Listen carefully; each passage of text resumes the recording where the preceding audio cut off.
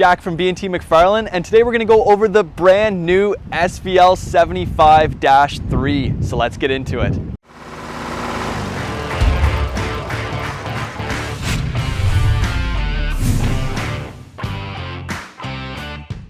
It's been a long time coming, but we finally have our hands on the brand new SVL75-3. You can see it in all its glory right behind me. We're going to go over it today in detail. All the new features, all the features that have carried over, and the new specs, the travel speed, everything imaginable we're going to cover in today's video. So I hope you guys stick around and enjoy. We're going to start with the exterior on the SVL75-3. Looking at it, they didn't go too aggressive with the new paint job. I know a lot of the brand new excavators, especially the Dash 5 models, they have this nice black paint job that wraps around the whole back of the excavator. They kind of toned it down a little bit on the SVL75-3, and I actually kind of like it. You get the black back there, but the rest of it is generally orange. Up here on the cab on the outside, this is going to be one of the first major upgrades. You're going to have LED working lights on the front and the back, and they're the nice working lights too. They're not the ones that just point forwards, they're the ones that wrap around the sides, so you do get good lighting off to the side of the machine as well when you are operating it. Another thing you're going to notice on the outside is going to be this guard around your hydraulic stack. This is going to be a huge improvement over what was on the SVL75-2. It was pretty notorious for some of these lines getting snagged and pulled off, but that issue is resolved on the Dash 3 model. I know a lot of our customers, they used to make something kind of similar to this that would go around that stack, but now it just comes like that from factory. Looking at the back of the machine, the first thing you're going to notice is the installed backup camera. This does come like this right from factory. It is no longer a dealer installed option, so that is very, very nice because most of them did go out with a backup camera anyways, so it makes a lot more sense to have it like that right from factory. Opening up the engine compartment, the mechanics, they are singing songs of joy all over the country because their radiator is no longer here. When you're doing the services on this, in the past, a radiator was here. So you'd have to move that out of the way before you actually got into the engine compartment to do the service. But they've moved the radiator to where it is on the SSV series up top here. So if you just pop that lid, you can see the radiator is right there. And then your fuel tank is on the door, just like the SSV series. This makes a lot more sense. Getting access to your filters, block heater, and anything that needs to be done with the engine is a lot more accessible like this. Now we're gonna take a little bit of a closer look at the engine that powers the new Dash 3 model. It's very similar to what was on the Dash 2. It's a 74.3 horsepower engine from Kubota. So it does sit below that 75 horsepower mark, so it does not have the need for DEF fluid, but it does have a DPF system. But on a skid steer like this, it's really nothing to worry about. You're generally gonna run the skid steer at very high RPMs, so you're really gonna never have a need to clean out the DPF. At the most, you're gonna have to go through a couple of regenerations. One of the nice optional features that are on the Dash 3 that we're going to include with every single one that we sell here is a reversing fan option on the radiator. So what that means is that periodically the radiator gets plugged up with dust, especially if you're on a dusty or sandy job site. But this radiator has sensors in it that's going to automatically blow the fan in reverse to clean out that radiator every 10-15 hours or so, or whenever it senses that it's in need of a cleaning. So without even having to open up the radiator hood, you're going to be able to get a notification on the screen when this cleaning is going on, and it's not going to stop the function of the machine at all. You're going to be able to keep doing what you're doing. It's just going to blow the fan in reverse quickly, blow out all the stuff that's clogged up in there, and then you can continue about your business. Now we're going to talk about some of the loader specs on the new Dash 3 model. It's going to lift quite a bit higher than the Dash 2. The Dash 2 lifted about 119.1 inches to the top of the lift height. The Dash 3 model is going to lift 122.7 inches to the top of the lift height, which means that it's easily going to be able to dump into a triaxle dump truck. If you remember, the Dash 2 model just barely made it into a triaxle dump truck, but this one's gonna have a much easier time, especially if you're on uneven ground where you're a little bit lower than where the dump truck is sitting.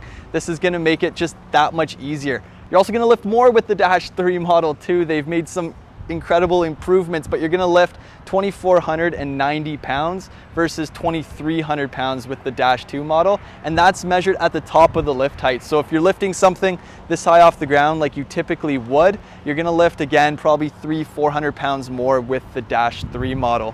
And the way they measure skid steer lift capacities is a little bit different than what you would see in a tractor. On a tractor, if it says it's going to lift 1,000 pounds, as soon as you put 1,000 pounds in the bucket or at the pins, the loader physically won't lift it up anymore. In a skid steer, they measure it at rated operating capacities. And they do this because what can happen in a skid steer is that the loader will actually lift more than what the skid steer weighs on the back end. So you can potentially put a load in the front bucket or a set of forks that's going to be heavy enough to pick the back end of the skid steer up. So what they do is they say 35% of whatever load will pick up the back, that's the safest and rated operating capacity. So the skid steer won't just lift 2,400 pounds at the max capacity. If you're carrying something around that high, you could easily lift 5, maybe even 6,000 pounds with it. But safely, they recommend around 2,500 pounds. The new SVL75-3 is fast.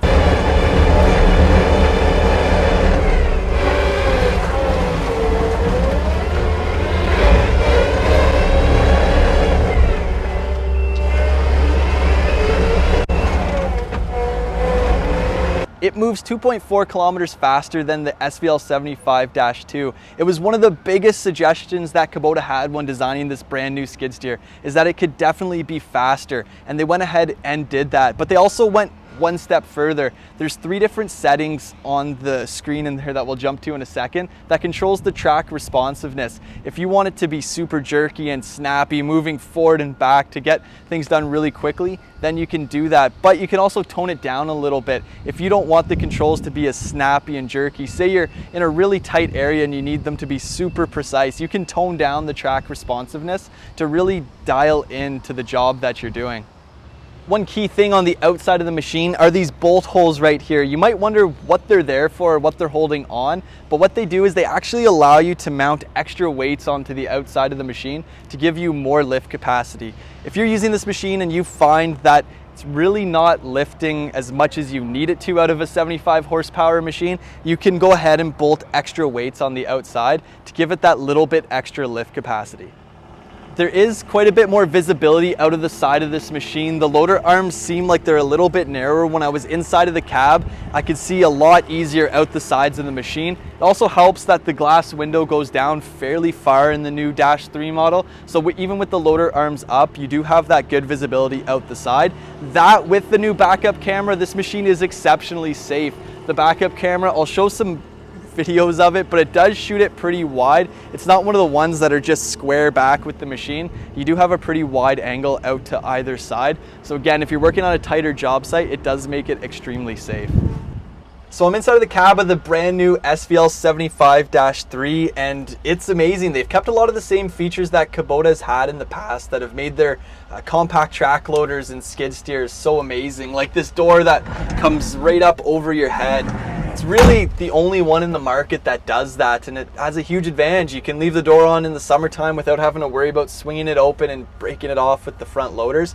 And then they've went ahead and added a lot of great new features. The biggest one is going to be this big LCD screen. This is going to be the hub of your machine. It's going to have everything from machine diagnostics, service intervals, your backup camera even goes there.